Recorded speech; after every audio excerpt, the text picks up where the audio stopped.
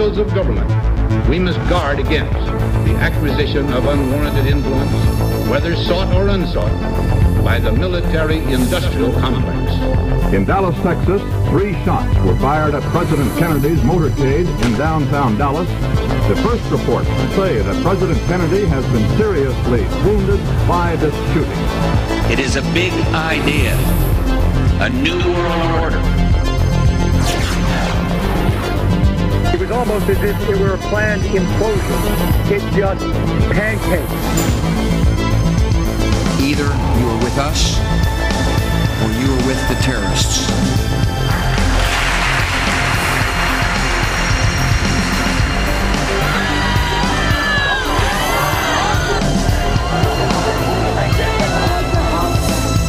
But I also believe that a lot of gun owners would agree that AK-47s belong in the hands of soldiers, not in the hands of criminals.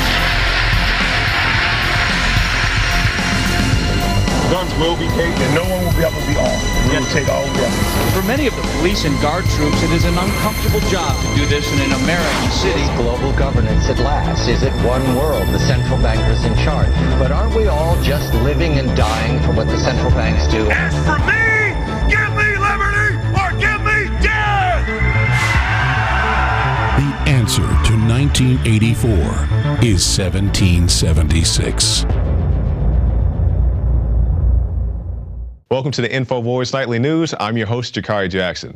This is what we have in store for you for this January 1st, 2013 edition. Tonight, the top 10 events that prove Obama planned gun control way before the Sandy Hook tragedy. Then, black box spy systems on cars are set to be made mandatory. Plus, 20 dark predictions for 2013 with Mike Adams. All this and more tonight as we kick off 2013.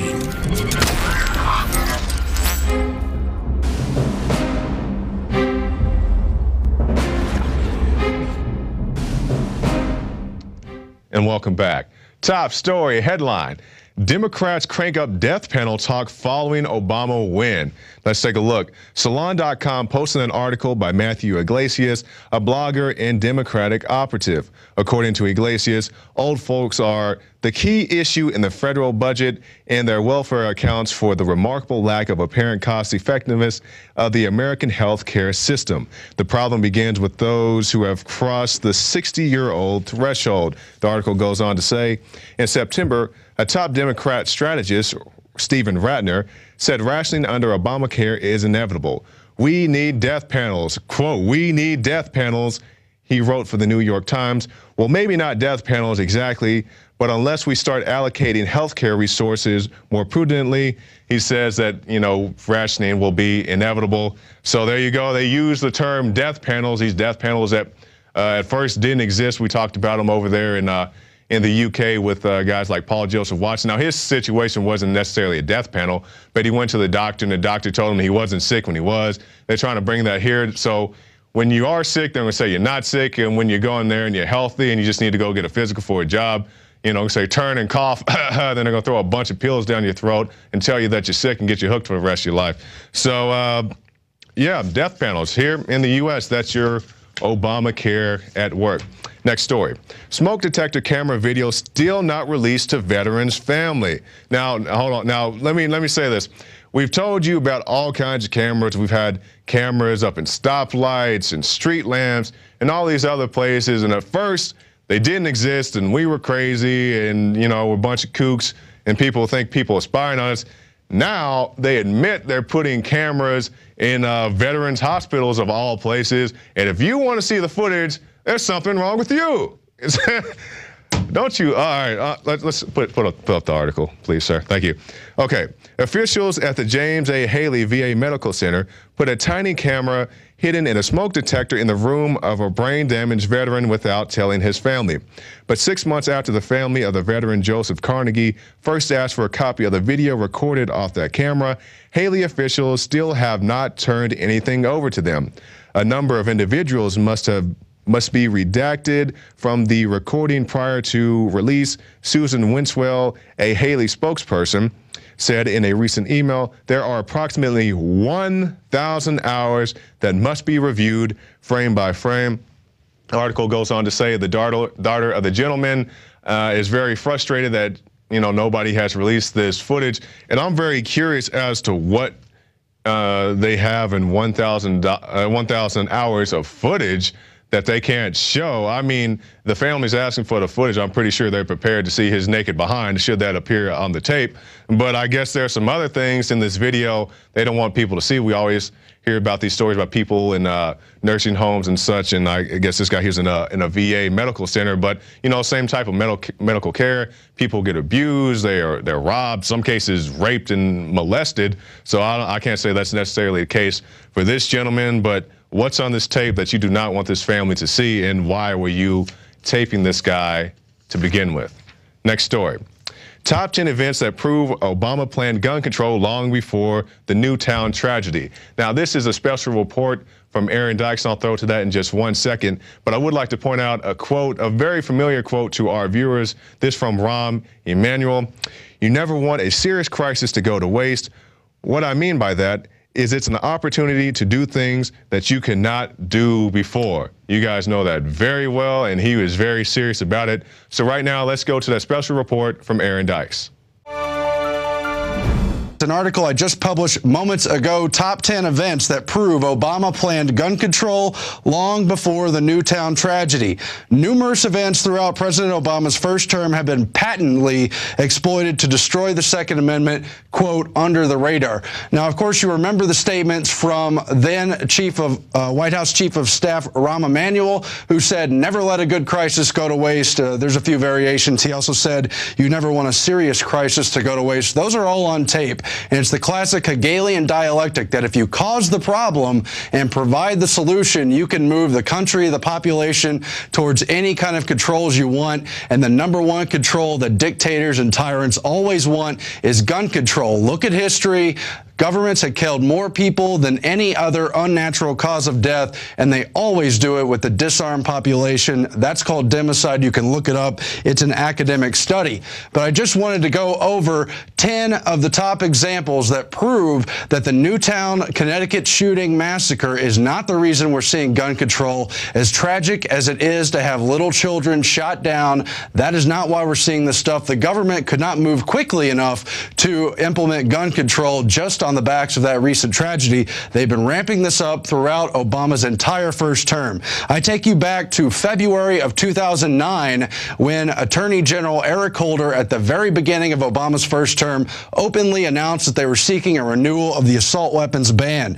The response to that was from White House Chief of Staff Rahm Emanuel, who told him STFU, that's an expletive term, telling him to be quiet and shut up on gun control. It was reported in ABC News by Jake Tapper.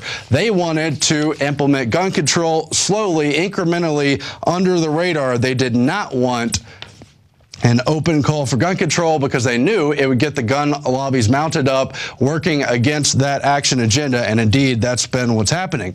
Then, of course, we lead into Fast and Furious, the covert program the government admittedly, overtly staged in order to ship or walk guns south of the border right into the hands of Mexican drug cartels. They admittedly put thousands of those guns into them just so they could demonize the Second Amendment, and specifically so they could add new restrictions to the importation, exportation of guns and try to rein in, quote, assault rifles or semi-automatic weapons. And of course, that's its whole own story, its own saga, its own scandal. But among other people, Attorney General Eric Holder was caught lying about what he knew and when. That all happened under congressional testimony. He claimed he only knew about it recently in the last few weeks during his May 3rd, 2011 testimony, yet it was proved through documents leaked through CBS News and others that he was briefed about it officially at least as early as July 2010. So that's another big gun control thing. Of course, there's a lot more to Fast and Furious, but we don't have time to get into it all. Then, tellingly, on January 6, 2011, very conspicuously, just 2 days before the Gabrielle Giffords shooting in Tucson, Arizona, we have the Reuters report expressing how the White House lamented that there were delays over their new ATF regulations that were going to rein in semi-automatic weapons and attempt to curb the shipping of weapons south, again tying into that Fast and Furious scandal. I've got a link to that Reuters report. People ought to save and archive that and talk about it.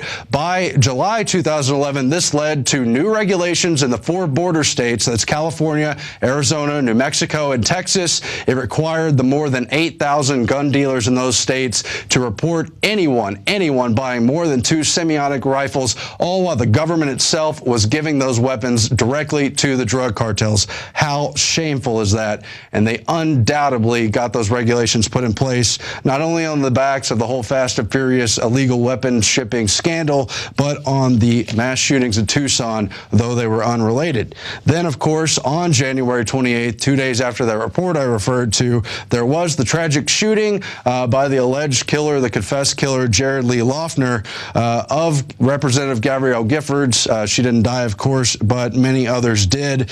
Others were injured. That, of course, was its own big scandal, and there's all kinds of unanswered questions.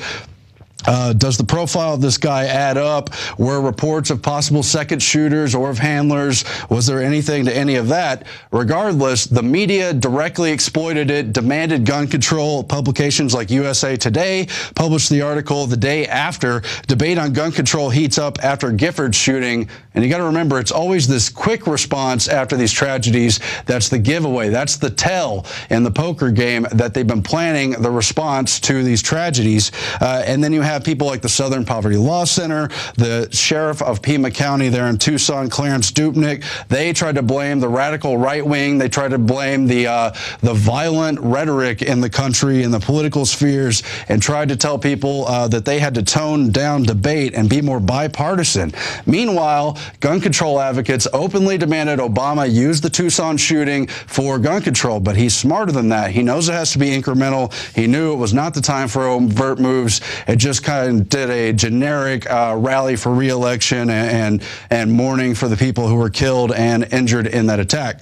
That brings us to point number 5 of these top 10 ways in which the Obama administration has always been pushing for greater gun control. That comes in March of 2011 when he told the Brady Center, Jim and Sarah Brady, in a private White House meeting that he was working under the radar. Quote, I just want you to know that we are working on it, gun control. We have to go through a few processes, but under the radar. That was, of course, reported in the Washington Post and other mainstream medias. That was what was reported, and you could see for yourself what the evidence was. Obama's been working under the radar.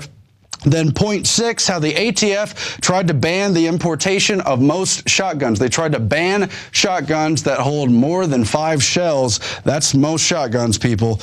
Some of them only use 3. And they tried to ban the importation of weapons not used for, quote, sporting purposes. According to the NRA and AmmoLand and others, this was blocked through a congressional appropriations bill for fiscal year 2012 that banned any federal money going towards that purpose. But it nonetheless shows their intention. Point number 7, the Trayvon Martin shooting. I don't have to remind you, I would imagine, how much they exploited that shooting, not only for gun control, but to push those buttons with people along lines of racial division. We saw everybody line up. They showed the picture of the younger Trayvon Martin. Everybody came to the table arguing for all kinds of things. You had groups like that new Black Panther Party demanding blood in the street, while the supposed neo-Nazi groups were all mounting up to march. And of course, you had the mainstream media once again saying, is this the turning point on gun control? Is this the point where the debate turns in our favor? Again and again, you see this pattern of the media lined up to exploit these shootings. And of course, Obama went on in his press conference to say Trayvon Martin looked like the son he had never had, really just pushing people's buttons and again greasing the skids, not yet calling for outright gun control. Then, of course, you had the Batman shooting on Well, that was in the summer of 2012. Everyone remembers that. I don't have to remind you how much they exploited that in the media. But again, it was this ramping up because 12 people were killed, 58 people were injured. He used, quote, assault weapons. How did this one guy get so many weapons in his arsenal? How did he get the body armor? How did he do these explosives in his apartment?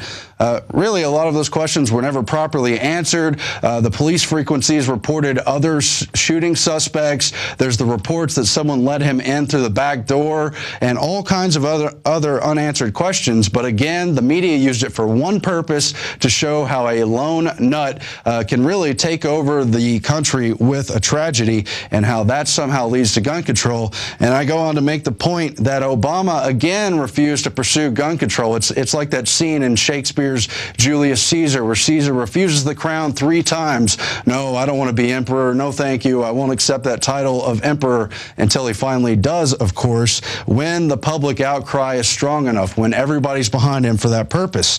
That takes us to the debates. Remember the debates with Mitt Romney? Obama was already the, quote, gun salesman of the year. That had been pointed out in the Washington Post, many other mainstream publications, because he spiked gun sales so much for people who were afraid he'd be reelected and restrict guns. Basically, everyone knew it was coming, but anyone who had any doubts, and all those who were in denial, could only look to the actual televised debates during the reelection campaign for Obama, where he said on TV that he wanted to renew the assault weapons ban. And then he went on to talk about how we don't need military weapons on the streets of America, and how really it wasn't just semi-automatic rifles, it was also these cheap handguns people were using in Chicago, where they already have gun control, which is also, by the way, the murder capital of the world.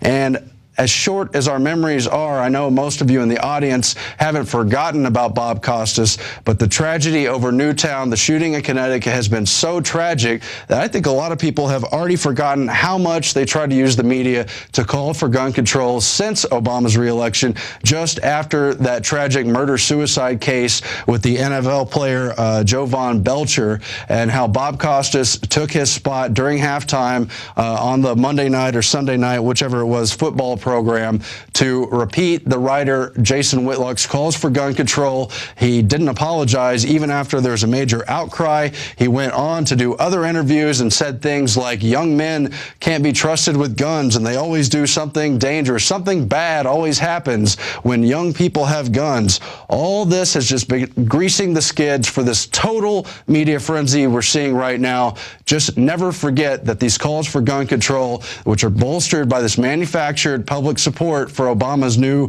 gun control restrictions, have all been ramped up from these tragedies I just listed and many more. That's not even including coverage of the UN Small Arms Treaty and the many other ways they're trying to use regulations through the ATF and, frankly, other groups to kill the Second Amendment through a death by 1,000 cuts. The Second Amendment is precious. It's part of our Bill of Rights that's enshrining the rights of the individual, the rights of the state, buoying against the possible tyranny that comes to every government, holding back the federal government, not giving them total power. Those are the reasons we need to keep the Second Amendment. It has nothing to do with these terrible tragedies. Armed citizens will actually prevent most of those murders, and I linked to dozens of those cases as well. The NRA admits that 2 million crimes are prevented each year by guns. Gun Owners of America estimates 2.5 million. Even the Clinton Justice Department, who helped back the assault weapons ban, admit 1.5 million crimes are prevented every year by gun owners. I take you now to Alex's special presentation on this December 31st, 2012 on these dangerous, dangerous gun control moves. Let's not let it happen in 2013. And great reports always from Aaron. I mean, that breaks it down. He goes all through the list. So, I mean, there are plenty of naysayers out there, but I mean, Aaron Dykes is pretty thorough in his investigation. So great report, Aaron. Next story. Black box or spy box? U.S. regulators want to make car data recorders mandatory. Mandatory. I like mandatory. That's they're saying they want to record what happens in your car. Let's take a look at the article. U.S. regulators want to make event data recorders similar to black boxes used on planes mandatory on all cars produced from September 2014. The National Highway Transportation Safety Administration believes that EDRs will be installed on more than 95% of vehicles manufactured next year. Now, that ties into another article that we did. Now, let's give you the exact date here. May 24th, 2011, back when they said we're a bunch of kooks and whatever they call us. And the headline reads, Feds mandate black boxes on all new cars. The feds will mandate next month that all new cars should be fitted with a black box, according to news reports. The National Highway Traffic Safety Administration has been involved in the use of black boxes since their introductions in 2006. In other words, your car, like your smartphone, may soon become a surveillance device in this high-tech snooping society. So there we go. I mean, we tried to tell you that these things were going on, and at first they didn't exist, and now that they're here, people are going just for like, who cares? I don't care. I have nothing to hide. I mean, what if they want to, look on my naked grandpa or put black boxes in my car to record my conversations? And yes, I mean, there are people who drunk drive and drive reckless, but I mean, this is a blatant violation of your privacy. Where's the line? This is my question to our viewers out there, something to think about. In the first of the year, where is your line in the sand? It seems like they keep pushing more and more, and people just keep moving their line in the sand back and back and back.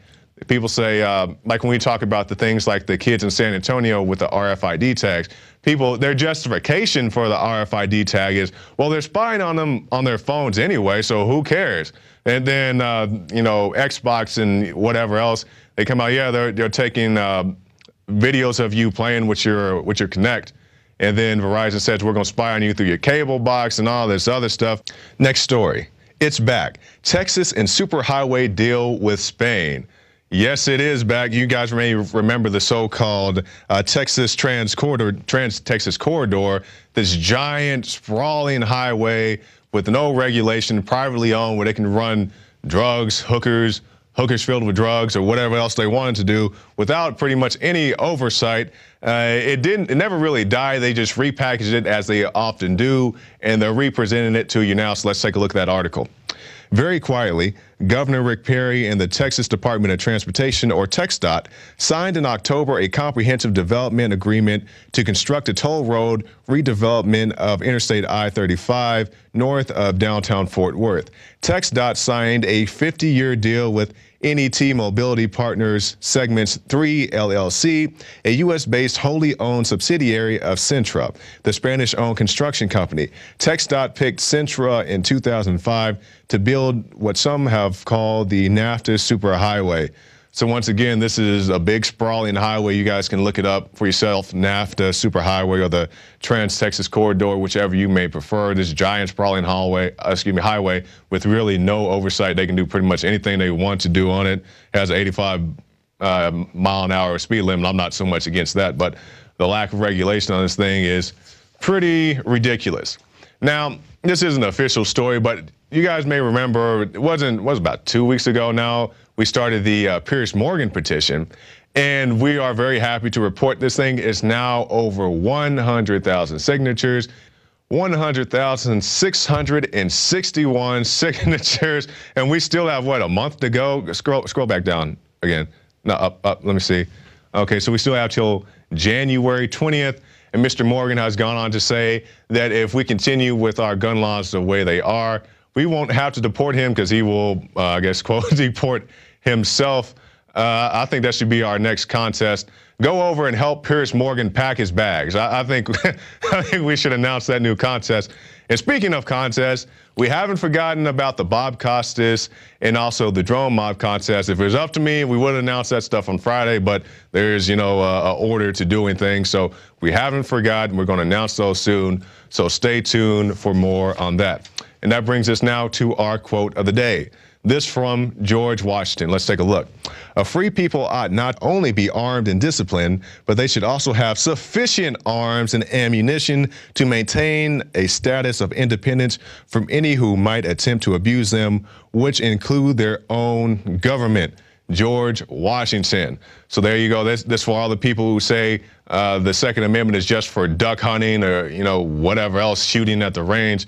No, you don't. A gun at the range isn't going to help you when somebody breaks into your house or, you know, concealed carry things and things like that. And people keep talking about this this latest guy, the Sandy Hook guy, excuse me, not the latest guy. We've had stuff go on in San Antonio and other places since then that the mainstream media has completely ignored.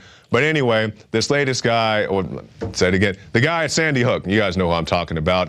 They said he didn't even take his Bushmaster AR-15, if that was even the gun he had, into the school. They said he left it in his car. So there's this big campaign to ban a weapon that he, I guess he had, I guess he stole it from his mom, but didn't even get used in the shooting. And there's other things like people asking the question, if the guy did go into the school, where's the surveillance footage at? And people will say like, well, we can't show that footage because it's disrespectful to the children. You don't have to show any of the kids getting shot. You can show the guy walking into the door. I mean, it's a school building. They should have plenty of footage of this lone gunman running through the school and you know, firing his weapons, or whatever the case may be. But anyway, back to the point, you need your guns, you need your ammunition. And why do you need more than 10 rounds in a magazine? Because a well-regulated militia needs more than 10 rounds in their magazines to fight, including those people who may be in their own government. I'm not saying be anti-government. I'm not saying shoot cops or whoever else. George Washington knew back then that you may need your firearms to protect yourself, and they knew what they were doing back then. So quit trying to change the Second Amendment. And that's it for this segment. Stay tuned. We'll have another segment with a video Rob Dew did a little bit back. It's titled, Troops Ordered to Kill All Americans Who Do Not Turn in Guns. You guys can find that on YouTube, but we'll also air it here as well. And the title speaks for itself, so definitely stay tuned for that. And also, if you want to support this broadcast, stop by prisonplanet.tv, get yourself a membership. We have a 15-day free trial. You guys can see the new site. It's cleaner, it's sleeker, it's better organized. So go on there, share the password with your family and friends. You can share one password with up to 10 people. You can see the Dianne Feinstein action figure right there. And if you guys watched last night's episode, Alex said he was going to interview the action figure. Various scheduling delays happened, so hopefully that'll come out soon. It's not going to be on tonight, but definitely look for that in the near future. And also check out the Infowars shop, where you can get the new Infowars magazine. There it is right there. 2013, the year America dies, ? So we still have time to turn this thing around on all fronts, on the fiscal cliff, on the guns, on the whatever, on the healthcare, on the GMO. We still have time to turn things around, but you have to get politically active. You have to get off the couch. You have to talk to people, because I see these people in these comments and they say, Infowars, they're out there selling magazines and writing petitions. They need to do this stuff to get ready for when the collapse happens. Okay, let me share something with you, master prepper. And I got some stuff in my house too, so I'm not down in preppers. But I see these guys, they're saying, yeah, I'm gonna sit around with my MREs and my bullets, and if somebody tries to come and take me away to the FEMA camp, I'm gonna shoot them. I got some news for you, sir. If you're not bold enough to talk to somebody about real political issues, you're not gonna be bold enough to shoot somebody who comes to your house to drag you off, especially if they're armed too. Just keep that in your mind. We don't want that scenario to happen. So do everything you can now in the information war so it doesn't spill over to a physical war. But that's it. I'm ranting and rambling. So stay tuned for this next segment with Rob Dew. And now, a special Christmas message from the Federal Reserve. This Christmas, the Federal Reserve would like to wish all of our slaves a very merry quantitative easing 4. Our current chair, Ben Bernanke, has perfected the art of giving money to foreign banks for many years, as seen in this rare home movie. Ben is currently giving these banks $85 billion per month. Excellent work, Ben. Once again, this is the Federal Reserve wishing you and yours a very merry quantitative easing 4, and we hope to destroy your economy in the new year. I really enjoy it when the globalists try to poison us, and well, we resist them via a free market system. Hello, my fellow Info Warriors. Alex Jones here, introducing you to the ProPure family of gravity-fed filters. Now, you know that the globalists are filling our water with radioactive isotopes, fluoride, lead, mercury, arsenic. And one of the few systems that can efficiently and economically remove or reduce down to non-detectable levels these poisons are gravity-fed filters. And ProPure is the top of the line. Their filters are impregnated with silver, a natural antibiotic. On top of that, they're bigger, so they filter faster. You don't have to prime these the first time you use them. It's amazing. Go to Infowars.com and click on the shopping cart link to see the entire family of these babies. Now, the fluoride they add to our water is so tiny that most filters can't cut it out. But ProPure has their system that will, again, reduce it to non-detectable levels, almost get all of it out of there. That's also available. And if you look at the different systems they offer, the ProPure Big Brush Finish is on a stand, so it's easier on a table or at your restaurant or wherever you have it to go up with a glass or a mug and fill it up. Then there's this big baby right here, the ProPure King large version. Got a lot of different options that come with it. Also, they have the ProPure Big, probably one of the best values out there. And of course, it's burnished stainless steel. And then what I use on my RV, something that's great for your hunting cabin or the back porch, is the ProPure Traveler. Small and portable, but packs a huge punch, cleans out all that garbage. They also have a glass sight spigot, so you don't have to take the top off and look in the bottom area to see how much water. You can see how fast it's filtering with this optional system. The globalists obviously are hitting us through our water. It's time to take control of our lives. It's time to not give our children and families these poisons, and these systems cut it down to non-detectable levels across the board. ProPure is the name. I only promote what I believe in. And I use ProPure in my home and my office. And I recommend that you check out the information on ProPure at Infowars.com. We already have the lowest price at Infowars.com on the ProPure gravity filter system. But when you add in the 10% off when InfoWarriors use the product code WATER at Infowars.com, nobody can top it. So again, it's a win-win-win. Stop drinking the poison water. Checkmate the globalists when it comes to your health, and support Infowars.com and the work we're doing here. You know, many revolutionaries rob banks and things and kidnap people for funds. We promote in the free market the products we use that are about preparedness. That's how we fund this revolution against the New World Order in our move to restore our constitutional republic and a spirit of 1776 worldwide. Check it out at Infowars.com. ProPure, top of the line, #1, most powerful and effective and economical gravity-fed water system in the world. ProPure, available, discounted at Infowars.com. Don't forget product code WATER to save 10%. It's the latest generation, years in development. ProPure is the name.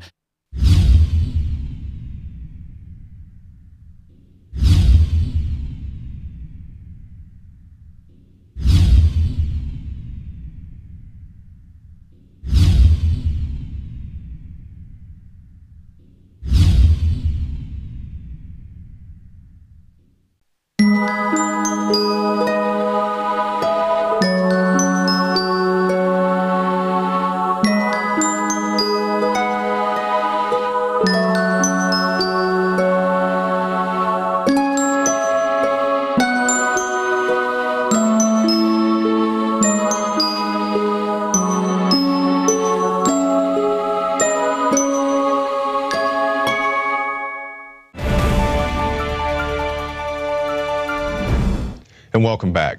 Now, in our last segment, we intro the piece by Rob Dew that we're about to air right now, titled "Troops ordered to troops ordered to kill Americans who do not turn in their guns." You guys can see this on YouTube. It's a Pride of the Info War with well over 1 million hits. Rob Dew, I asked Rob Dew, how did you get so many hits? He said, I did what Alex told me to do. So maybe Alex knows a thing or two after all. Yeah, there you guys can see it right there, well over 1 million, and I'm sure to get a few hits today. So let's check out this piece by Rob Dew.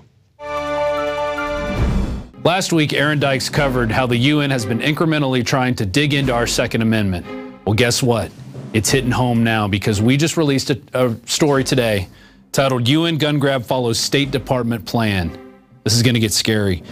The UN Arms Trade Treaty that has been identified by observers as a flagrant threat to the Second Amendment, in which Barack Obama is determined to sign, has its roots in a 1961, you hear that, 1961 State Department memorandum, which explains how the United Nations will oversee complete disarmament of all the people under the ruse of preventing war. Are you hearing me? That's what they're talking about. They're going to take your guns under the ruse of preventing war. Let's go to that document, and we'll come back to this in 1 second. Here's the document. It's entitled Freedom from War. State Department Publication 7277, released September 1961. Okay? September 1961 is when they started writing this. And you know what it says here? The United States Program for General and Complete Disarmament and a Peaceful World. Yeah, the only ones that are going to have guns are the United Nations soldiers. And guess what? There's not going to be any peace with them. They're going to be kicking your heads in and shooting everybody in sight. And they've already done it. It's happened time and time again. You can look at Africa. You can look in East Asia. That's what they plan on doing. That's their version of peacekeeping. First, there must be immediate disarmament action. And this is written by our State Department. A goal of general and complete disarmament. Second, all disarmament obligations must be subject to effective international controls. You know what that means? No Second Amendment. The manufacture of armaments would be prohibited except for those agreed types and quantities to be used by the UN Peace Force and those required to maintain internal order. All other armaments would be destroyed or converted to peaceful purposes. This all sounds beautiful and glowing in your new world order, but you know what it's going to be? It's going to be used to come in and take your wealth, take your property, take everything you have. And they're going to start by taking your guns. Let's get a shot of this. People aren't going to believe it till they see it. Here it is right here. This is their appendix, a Declaration on Disarmament. The United States Program for General and Complete Disarmament in a Peaceful World. A world where adjustment to change takes place in accordance with the principles of the United Nations, which means nobody has guns, and everybody listens to the United Nations. A world where we shall be a permanent state of general and complete disarmament under effective international control, and where the resources of nations shall be devoted to man's material, cultural, and spiritual advance, set forth as the objectives under a program of general and complete disarmament in a peaceful world. So what does all that mean? Well, that means they're going to take your guns, and once they take your guns, you're not going to have any type of freedom of speech. You're not going to have any type of freedom of the press. You're not going to have anything. You can go read it all on Infowars.com. They link to a Forbes article under here. It's the UN Arms Treaty has caused so much controversy because it outlines a plan to target all types of conventional weapons, notably small arms and light weapons, according to Forbes' Larry Bell. There's the Forbes article. So even Forbes is saying they're coming after your Second Amendment. They're talking about your small guns. They're talking about the guns that can be used in a guerrilla war against the United Nations when they come to invade and send troops from other countries here to take your guns. That's what it's talking about. But you know what? You don't believe me, do you? You're still in denial, aren't you? Those who are out there in denial. Well, let's go to a clip. It's going to start off with the New Orleans chief of police during Katrina saying, no one will be allowed to have guns, all weapons will be taken. And then it's going to go to today's show where Mike Adams got a call from someone who was actually in Katrina with the 45th Infantry Brigade. I'm sorry I'm flustered because this information is really disturbing me right now. He was there confiscating guns. They were going door to door. They were kicking in as they asked, do you need any assistance? Boom. Do you have any guns? We're taking them. You say guns will be taken? And no one will be able to be armed. We will take all weapons. Today in New Orleans, they got a lot tougher on the holdouts. Police department, anyone home? Not only the flooded areas, but New Orleans' driest and wealthiest neighborhoods, too. Police department! The police and National Guard going street by street, house to house, sometimes entering open houses with guns drawn, and instructions to disarm anyone inside. I was with the 45th Infantry Brigade and Delta Company 1st at the 279, 2nd Platoon.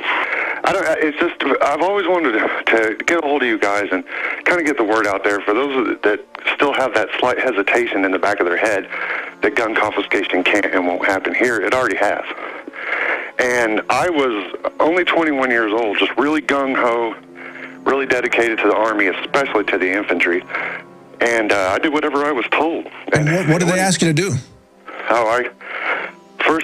Let's see, the first thing we did was we got a 3-week, a book full of 3-week-old 911 phone calls, right? And then we had to go around and answering all the phone calls. So we were like cadaver dogs for about 3 weeks. And in between them, we would run night missions. And here's the thing. A lot of people may think that they'll see this on the news or they'll have time to get ready when, you know, when the crap hits the fan or whatever. It's just, it's a truck, you know what I mean? It's a group of trucks. They pull up, they stack right on your home, as we did, and we broke entry. Yeah, we would yell out, Oklahoma Army National Guard, is anybody in need of assistance? But that's as we were booting in the door. But wait a minute, it sounds like you weren't part of the Oklahoma National Guard. I mean, you were U.S. military. Yeah, I was activated. I think about a week after Katrina, I was watching it on the news, and Sheriff Kamiko of Fox 23 told me before my unit even got a hold of me that I was going to New Orleans. Wow. We got sent in, and we were the very, very first boots on the ground. Alpha Company. And you were confiscating firearms? Left and right, yes. That happened today in this wealthy neighborhood where homeowners had armed themselves to protect their mansions. Residents were handcuffed on the ground. In the end, police took their weapons but let them stay in their homes. They were a little bit threatened because our weapons were bigger than their weapons. Chris Montgomery says he'd rather be in Iraq than patrolling American neighborhoods. Walking up and down these streets, you don't want to think about the stuff that you're going to have to do. If somebody pops around the corner. I mean, shoot in America. Yeah. Did anybody resist? Did anybody ever shoot back? What happened? Well, we had a couple people resist verbally, and they got stuffed and cuffed very violently. We throw them in the back of the 5-ton or the deuce and a half or whatever, and then we take them out to the Greyhound bus station, which was the police station at the time. But how did you and your team justify to yourselves and each other that gun confiscation would help this situation when it was a free-for-all? I mean, isn't that a time when citizens need to be able to defend themselves? It never, you know, like I said, I was just ignorant as hell. And that's kind of something that I worry about with the kids today, you know, if they really realize what they're doing. You know, I had no idea. The only time it ever occurred to me that something may be wrong is we came up, we were down by the old French district. We came up to this man's house. He had a big wooden sign that says, "I'm here alone with my dog and my shotgun. Looters beware." We thought, you know, it's funny. Everyone stopped and took pictures of the sign. But eventually we took his guns. And we left him there with nothing. So now that you know what you know, now that you're listening to the Alex Jones Show and you're informed, what would you advise people to do if this happens again? What do you do when they stack right? You know what I mean? And they're prepped to come into the home. There's no negotiating with us. Trust me. There was no negotiating. Yeah. If you resisted, you died. That were the orders. You go after gun or you die. It was traumatic. All of a sudden, they were banging on the front door, the side door, and the back door. And they said, "Let us in." I'm saying, "Look at all my food. I got plenty of food." They kept pushing me back, and ended up like this. Then, Patty showed them a small revolver she was carefully holding in the palm of her hand. A camera crew was there to capture what unfolded next. I said, "It's not even loaded." And I dropped it on the floor. You got a gun? Well, they punched me in the face. Look at my black and blue marks. Look at... You said guns will be taken. No one will be able to be armed. We will take all weapons. So if you're still doubting, there's the proof there. They went into New Orleans. They went into the high and dry areas. They went in just to grab guns because that's what they were training to do. It wasn't about helping people. It was about taking people's guns to see if they could get away with it under a crisis. And that's how it's going to happen. It's going to happen in the dead of night. Did you hear the soldier talking? He said, "We pulled up at night and we just busted in and grabbed guns." That's how they do it. They're not going to be, "Hey, please turn in your guns." No, it's going to be right down to the wire, and you're not even going to know that they're going to be there until they're on top of you while you're sleeping in your bed. So you better start making a plan. You better start having firearms. You better start learning how to shoot. You better start getting ammo.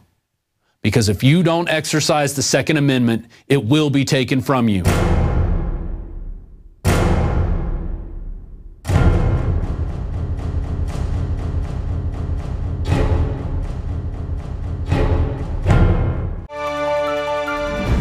All right, great video by Rob Dew.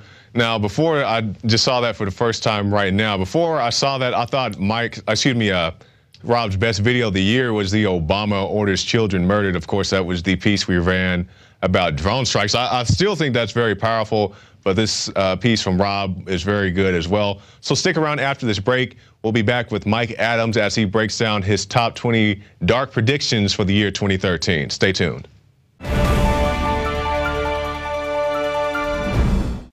And now, a special Christmas message from the Federal Reserve.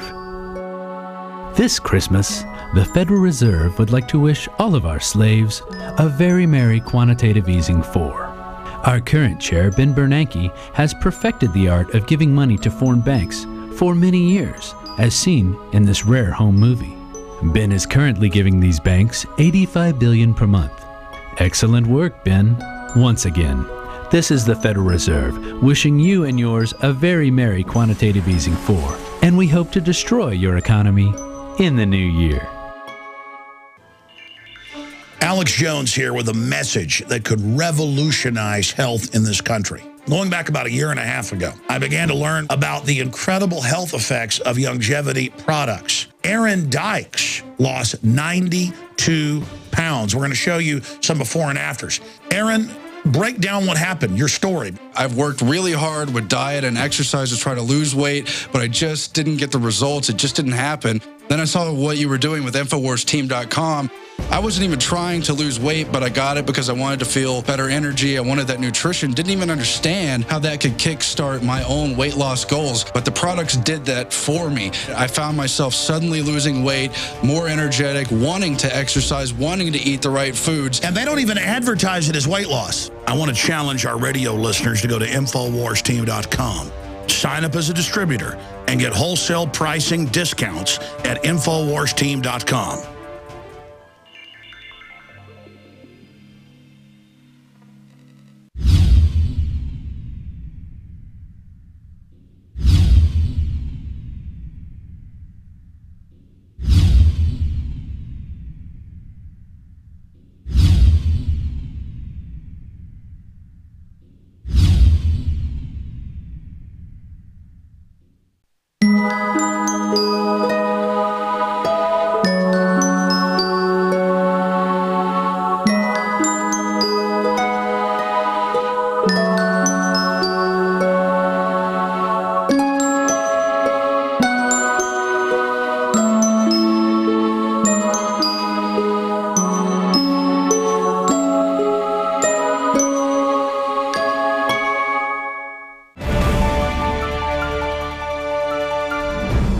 And welcome back to our last segment of the night. We have Mike Adams as he breaks down his top 20 dark predictions for the year 2013. So take it away, Mike.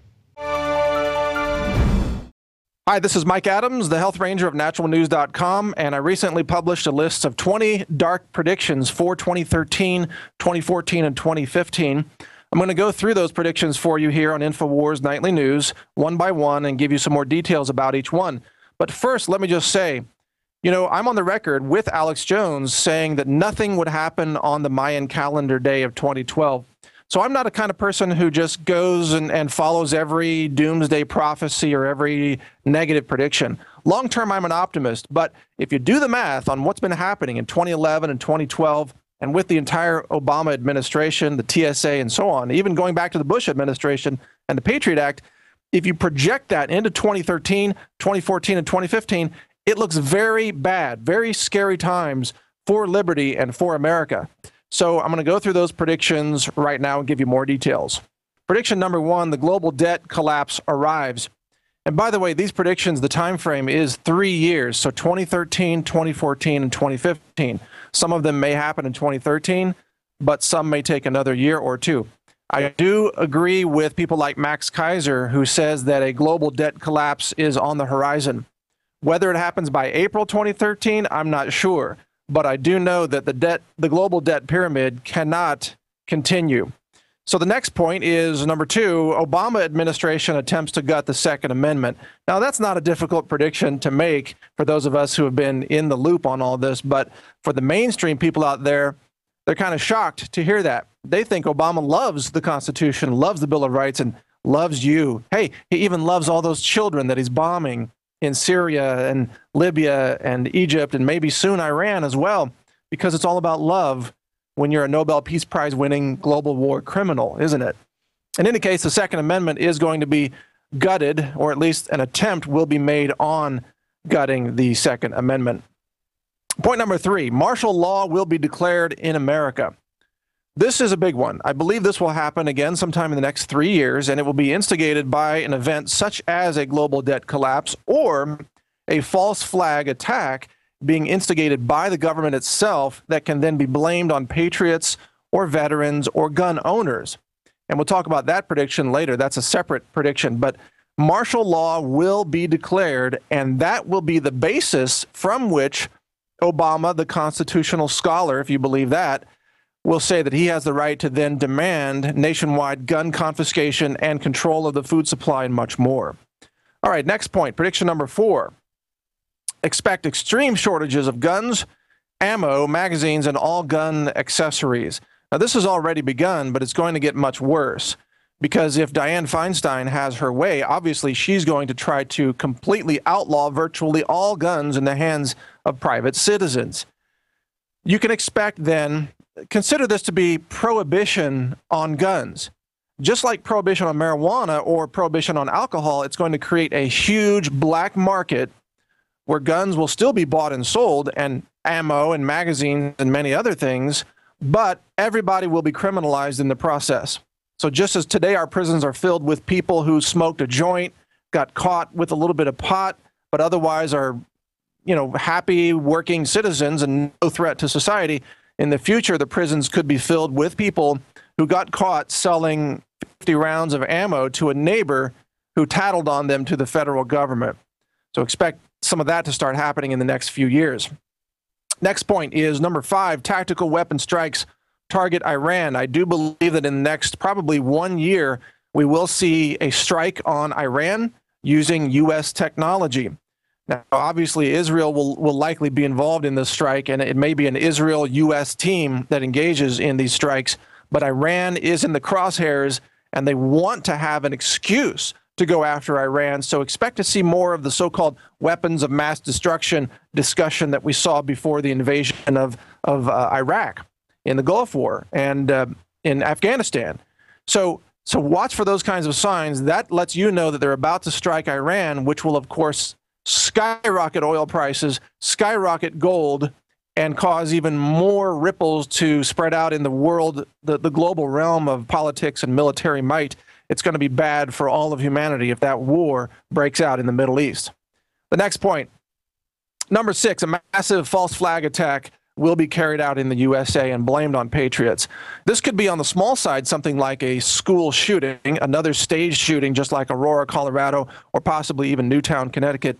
Or it could be something more medium-sized like an Oklahoma City bombing, like we saw with the federal building. You can expect police stations or government buildings to be bombed and blamed on patriots.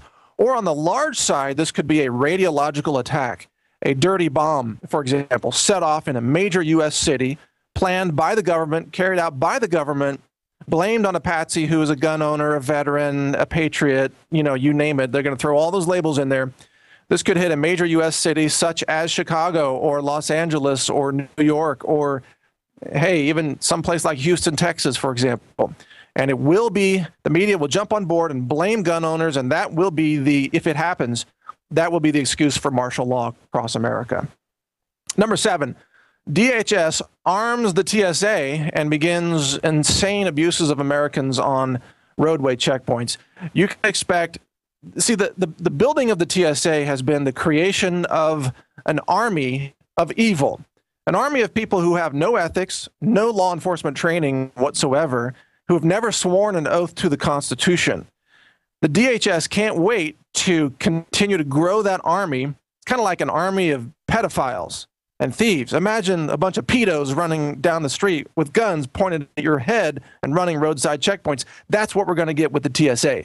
So you can expect Americans to start being pulled over at TSA roadside checkpoints and raped by the TSA.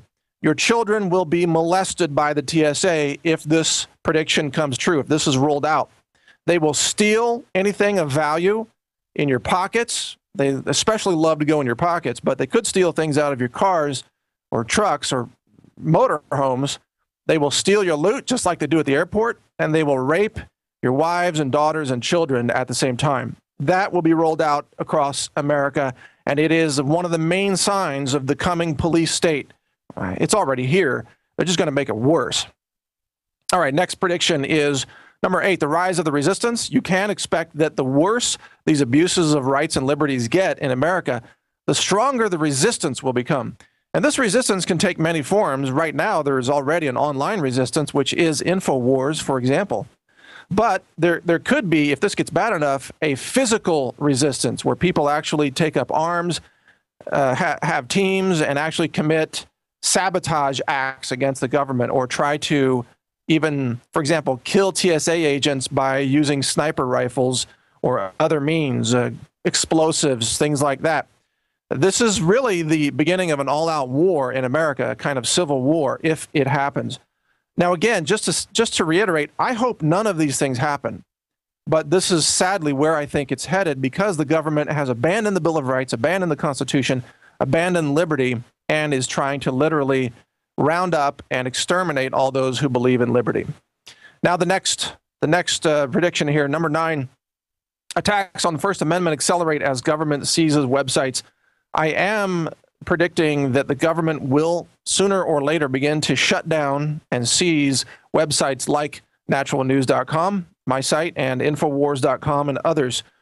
We are working on a technology right now, a peer-to-peer technology that can bypass that and still maintain what I call an information underground railroad, so that all of you will be able to stay in touch with us using a non-centralized, distributed content, peer-to-peer encrypted system.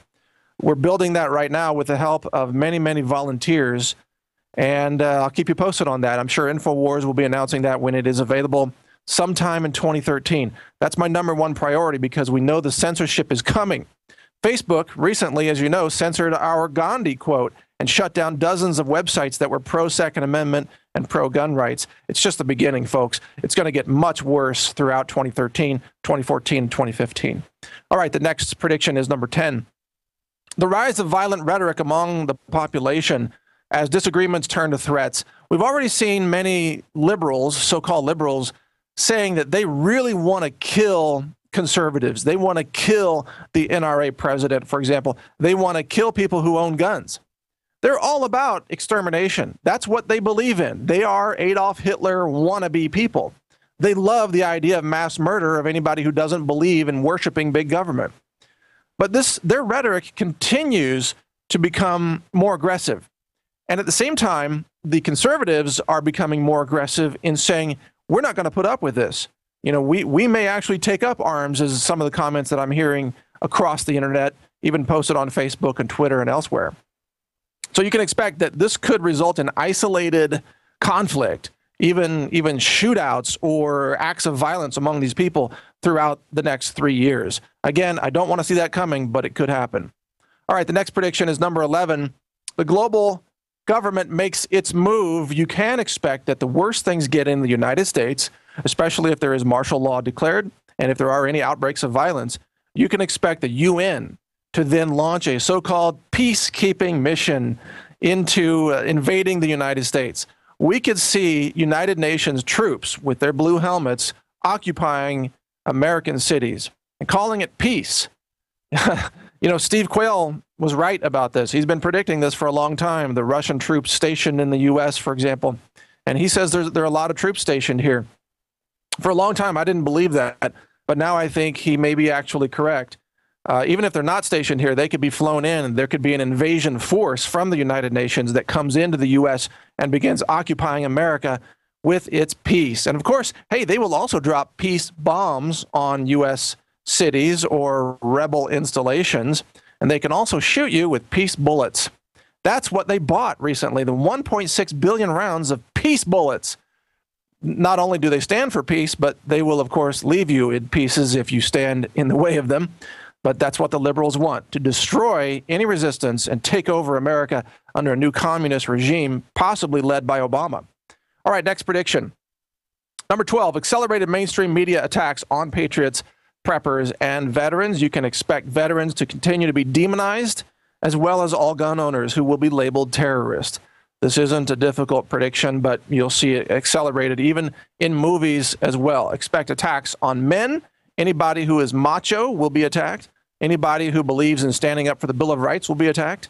And again, possibly labeled terrorists, possibly rounded up and thrown into FEMA camps. Number 13, the disagreement with the government will be characterized as a mental disorder. We're going to see the very aggressive application of psychiatry in classifying critical thinking people as having mental disorders. This is straight out in 1984 and some other dystopian sci-fi novels as well. They will medicate you if you can think for yourself. The point of the medication will be to make you conform, to shut down your critical thinking skills, which is partially what fluoride already does, and make sure that you can't even think a thought that is against the government. So just being born as an intelligent human being is going to be considered a crime against the system, and you will be treated with psychiatric drugs and thrown in the gulag until you repent and admit that Obama is your savior. Just like Jamie Foxx says right before he says, let's kill all the white people. Isn't that great? Next prediction, number 14. Continued rise in unemployment, food stamps, and welfare as Obama accelerates the deliberate destruction of the U.S. economy.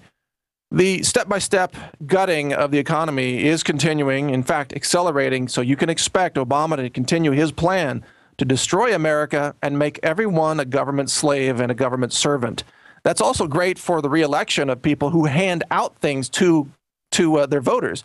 So the voters will only, once they're past a majority, which I think we're already there, they will only vote for the candidate that offers them the most handouts. Free Obama phones, or whoever the next candidate is. Free phones, free food stamps, free food, free, so-called health care, even though it's really just disease care. That's the name of the game. That's who's going to win future elections. Next prediction. Number 15, the criminalization of preparedness activities as the government outlaws ammo storage and other things. So if you are, quote, hoarding ammo, which will probably mean owning anything over 500 rounds of any caliber, you could be criminalized, thrown in jail, and have all your ammo confiscated. This is coming. You can also be arrested, I think, in the near future for hoarding, quote, hoarding food or owning any kind of supply in large quantities. The idea is to paint preppers and survivalists as terrorists or wackos, and then to make sure that the American people live in a system of day-to-day dependence on government deliveries of food, medicine, water, and, of course, quote, protection under, government-organized local police who are going to be increasingly the TSA reaching down your pants. The point is, they don't want you to be prepared. They don't want you to be self-sustaining. They don't want you to be able to survive anything that's coming. All right, next prediction. Number 16, riots in the streets followed by martial law. I mentioned this earlier, but it's a separate prediction that at some point, probably following the financial collapse, we will see riots in the streets across the American cities, not in the countryside, obviously, and not in every city, but in major U.S. cities. This will be most likely, government will have agents in these riots who will be instigators, and their job is to throw Molotov cocktails at targets or even start shooting firearms in order to give the government the justification to shut down all protests and all riots. That's how it will play out. And then they will use that, if someone gets killed in one of those riots, they will use that as the justification to declare martial law, which I mentioned earlier. All right, next prediction. Number 17, deliberate food shortages used as a weapon of government control. Food will be a weapon, and once martial law is declared, the government will probably put in place price controls on foods. That will cause immediate food shortages across grocery stores all across the country.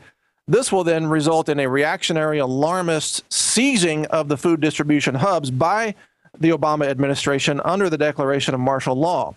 Once the government owns the food distribution hubs or controls them, it will then selectively deliver food to areas that are agreeing to go along with Obama and to go along with martial law, food will then be denied to the geographic areas that have a large contingent of rebels, let's say, rebellion members who are not going along with the program. So you can expect states like Texas, for example, which is going to be very resistant to Obama martial law or an Obama police state. Texas may resist this, and Obama will probably use his power under martial law to deny food deliveries to the state of Texas. Remember, Texas has already been threatened with an economic embargo when the state legislature threatened to criminalize the TSA's molestation of air travelers at Texas airports. So there's already a precedent for this happening. All right, next prediction, number 18. Weather becomes even more radicalized with droughts, floods, and freezes. The only reason this is important is because this will further cause disruptions in the food supply.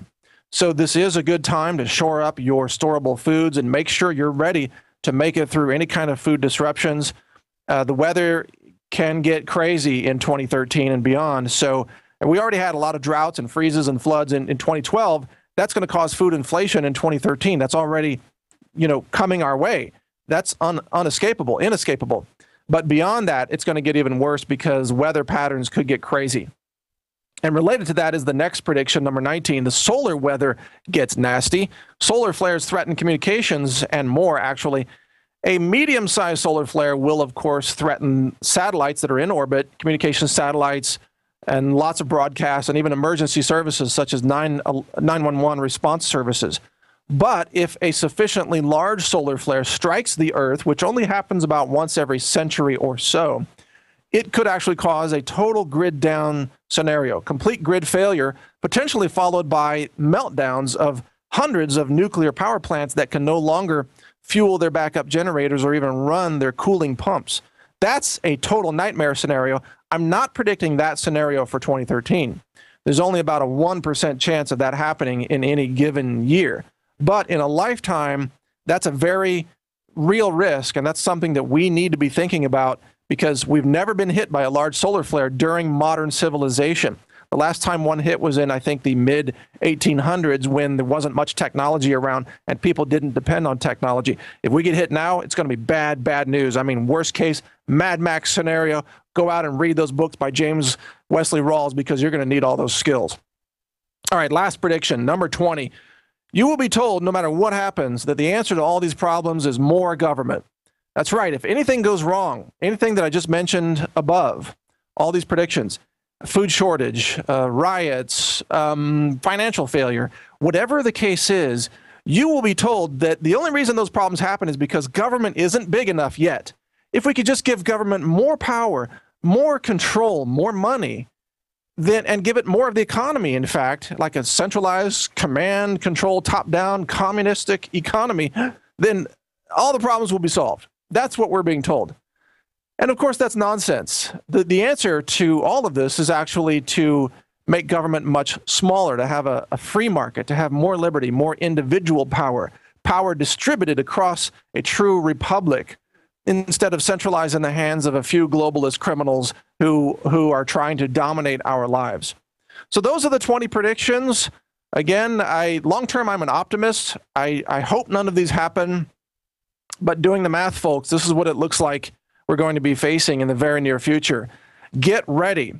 I hope you have stored ammunition, firearms, food, medicine, communications gear, water filtration devices, everything. I know you can find a lot of that at the Infowars store, so please support Infowars by getting those items there as you can. But other items you're going to have to get elsewhere, such as firearms and ammo, so get on it. You better be prepared for what's coming. It's going to be a dark year ahead. I hope we can have an optimistic recovery and a restoration of the Republic on the other side of all this, but there's a dark storm coming, so get ready for it. That's my report. Mike Adams of naturalnews.com for Infowars Nightly News.